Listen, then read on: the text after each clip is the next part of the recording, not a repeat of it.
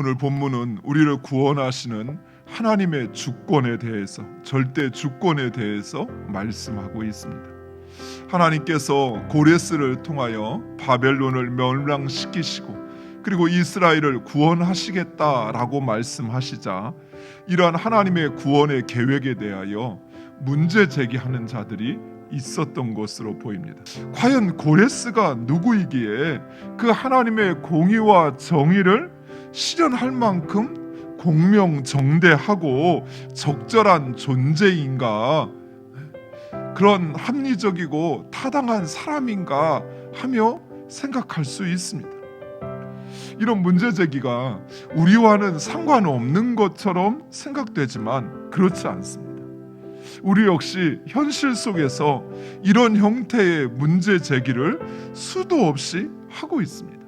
우리는 우리의 삶에서 일어나는 많은 일들에 대해서 우리의 기대와 우리의 생각과 다르면 문제 제기를 합니다. 하나님의 말씀대로 순종했음에도 불구하고 우리의 그 어떤 문제나 어려움이 해소되지 않고 여전히 힘든 상황 가운데 있을 때 우리는 이런 문제 제기를 하다가 결국에는 지쳐 포기하기도 하는 것입니다. 나에게 어떤 어려움이 찾아오고 또 나에게 힘든 일이 찾아오고 또 그 일이 해소되지 않을 때 그 일을 행하시는 하나님의 처사가, 하나님의 그 경륜이 이해가 되지 않는 것입니다. 우리가 기억해야 할 것은 하나님의 그 크고 위대하신 뜻을 우리는 다 헤아릴 수 없다라는 것입니다. 그럼에도 많은 사람들은 너무나도 쉽게 자신의 생각과 그리고 자신의 기준으로 자신과 또는 다른 사람을 판단하거나 정죄할 때가 있습니다. 하나님께서 어쩌면 정당한 것처럼 생각될 수 있는 이러한 우리의 삶의 그 하나님 행하시는 것에 이해하지 못하는 내 기대와 다른 것에 대한 문제 제기에 대해서 하나님께서는 그 모든 문제를 제기를 거절하고 계시다라는 것이, 그 거절하시는 이유는 두 가지입니다. 첫 번째, 하나님은 창조주이시다라는 것입니다. 하나님은 뜻하신 바를 반드시 이루시고 성취하십니다.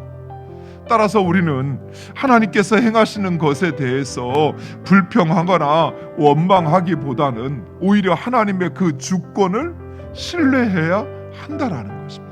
하나님께서 우리의 삶 가운데 이루어가시고 성취하시는 그 일이 반드시 이루어진다, 앞으로에 대한, 미래에 대한 분명한 확신이 우리에게 있게 되면 우리는 그 원망과 불평, 그 두려움에서 벗어날 수 있게 되는 것입니다. 사랑하는 성도 여러분, 이처럼 우리의 과거와 현재와 미래까지도 주장하시는 하나님, 그 하나님의 주권을 확신하게 될 때 우리는 그 어떤 상황 속에서도 담대할 수 있는 것이에요. 나의 생명이, 또 내 삶이 반드시 성취하시고 이루시는 그 하나님의 손에 달려있다고 확신을 한다면 당장 내 삶에 어려움이 찾아온다 할지라도 우리는 결코 포기하지 않는 것입니다. 두 번째로, 하나님은 공의로 세상을 다스리십니다. 하나님께서 행하시는 그 모든 일, 그 모든 일의 궁극적인 목적은 바로 우리를 구원하시기 위한 하나님의 조치라는 것이에요. 하나님께서 공의를 행하시고 또 사람을 세우기도 하시고 패하기도 하시고 또 이 세상을 주장하시기도 하시고 또 우리의 삶에 복된 일, 우리가 원하는 일을 이루기도 하시고 또 고난의 삶을 주기도 하시는 이유, 그 이유는 바로 우리를 구원하시기 위한 하나님의 경륜이라는 사실입니다. 하나님은 여전히 우리의 눈에 보이지 않을지라도 우리와 함께 하시며 그리고 우리의 삶의 주인이 되시며 역사의 주관자가 되시는 것입니다. 무엇보다도 공의로우신 하나님께서 우리를 구원하십니다.